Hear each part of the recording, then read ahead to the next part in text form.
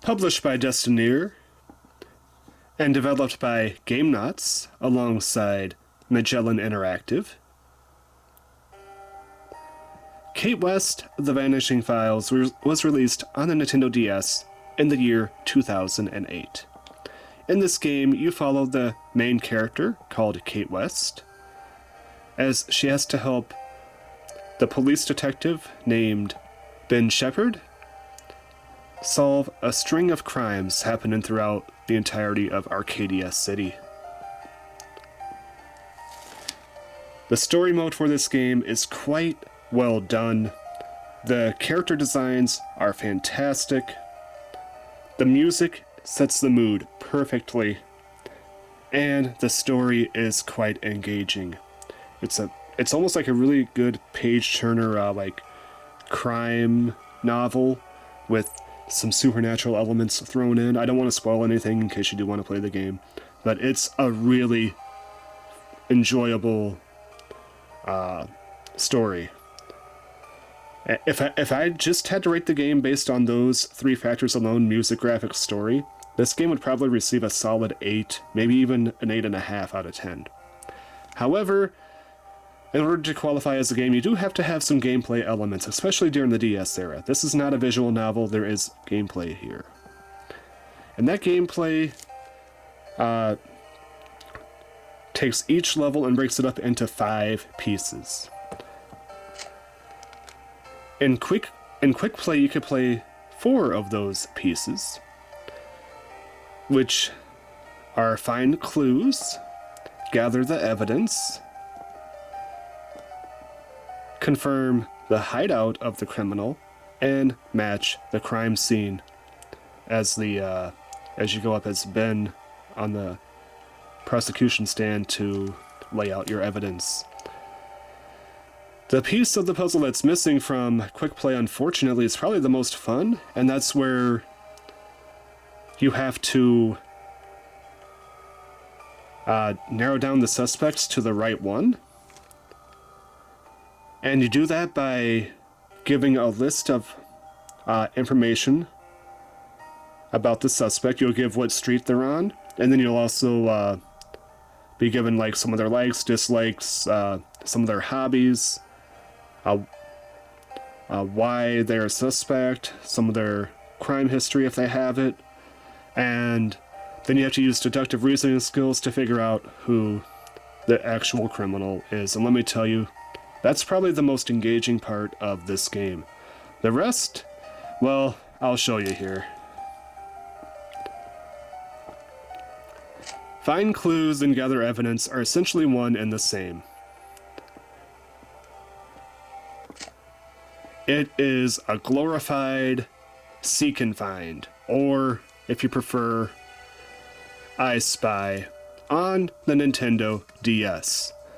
Now, in concept, this isn't a bad idea, especially if it's done on a computer monitor, or maybe like a large touchscreen phone or a tablet. However, this is a Nintendo DS, the screen is incredibly small, and even if you use the zoom in option up here, it is very hard to tell what items are what.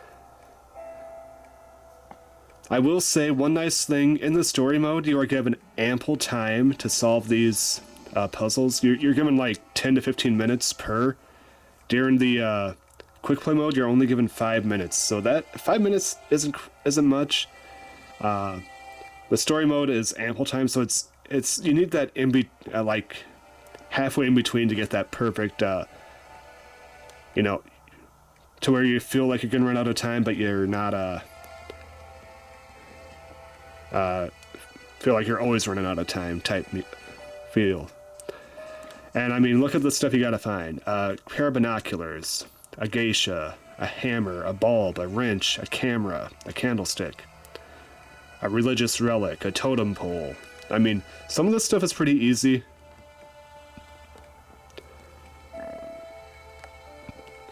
Where is it?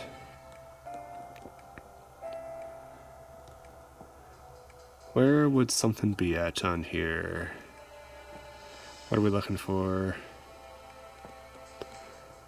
Geisha, hammer. I mean, what religious relic are we looking for? That could be anything. You know, some of them are very vague as to what you're looking for. Some of them are very obvious as to what you're looking for. Like, for instance, that's a horn. Did that look like a horn to you? It's kind of hard to tell on the screen. I don't know. To me, this is by far the weakest part of the game, the seek and find. It's just incredibly hard to tell what is what. You do have a nice hint system that does regenerate, I think, after about every 30 seconds or so. And there is no limit to the amount of hints you can use. It just reduces your overall score during the game.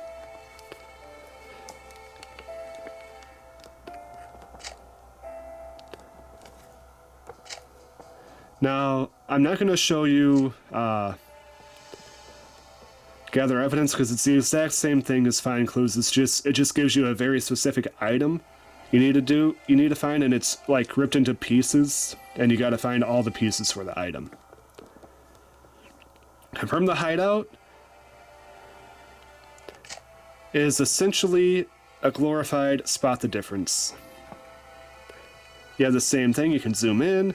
You have a hint system, and you just gotta spot the differences from the left to right screen. Like that's rotated, that's a different color, that's a different way it's leaning, there's no flower there, that wall's different.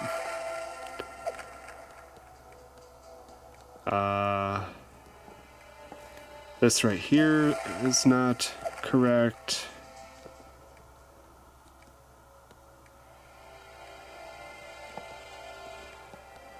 But you get the idea. You're essentially just looking for different things along the way here. Yeah, that's it. And then you can use the hint system. Like that difference is very minor. That's a very easy one to miss.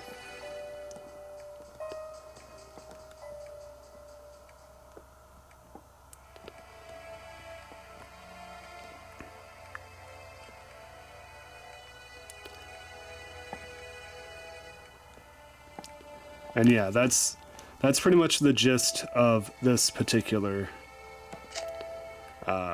gameplay.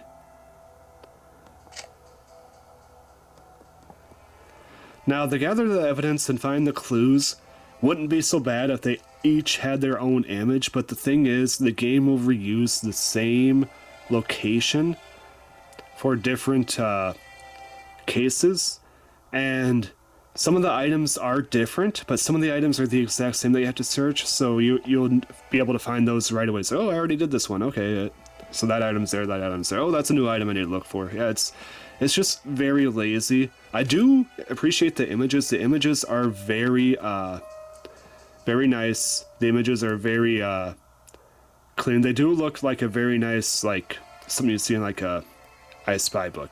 And thankfully, they're not AI generated. Because you know, if this game was made today, those images would be AI generated. Confirm hideout and match it crime scene are essentially the same thing, except for you're putting the items back instead of pointing out all the differences. So that about wraps up everything you need to know about Cate West, The Vanishing Files. One nice thing, it does have 3 different save slots, so you can share it among multiple people, or you could attempt to get all 3 endings if you want. This game does have 3 different endings depending on your overall score. I just recommend Googling it, because from what I've seen, the endings are literally like the best endings 15 seconds longer than the normal ending. You get like a little bit extra story. And the bad ending is actually very difficult to get, because you gotta let the timer go very, very low. And you gotta use a lot of hints during the gameplay. And other than that, I think that's about everything you need to know about Cate West, The Vanishing Files. It's a solid game, very good graphics, very good music, Very good character design. However, a very, very good story. The gameplay just sucks. I do not like it. It's way too small for a Nintendo DS screen. If I were you, I would... If you just want a really good story, I'd pick it up if you could pick it up cheap. But if you're looking for a really fun game like Professor Layton, just get Professor Layton or Hotel Dusk. Don't get Cate West in the Vanishing Files. Overall, this game deserves a solid 6 out of 10. If it was just based on story, it'd be an 8. If it was based on gameplay, it'd be a 4. But you average it out, it becomes a 6. Good, decent, but not great. With that, I want to say I hope you enjoyed my review of Cate West, The Vanishing Files for the Nintendo DS Entertainment System. If you enjoyed the video, hit that like button. If you want to see future content like this, hit the subscribe button. And as always, I will see you next time. Until then, I'm Boosterbox Buster, and I'm signing out. Peace.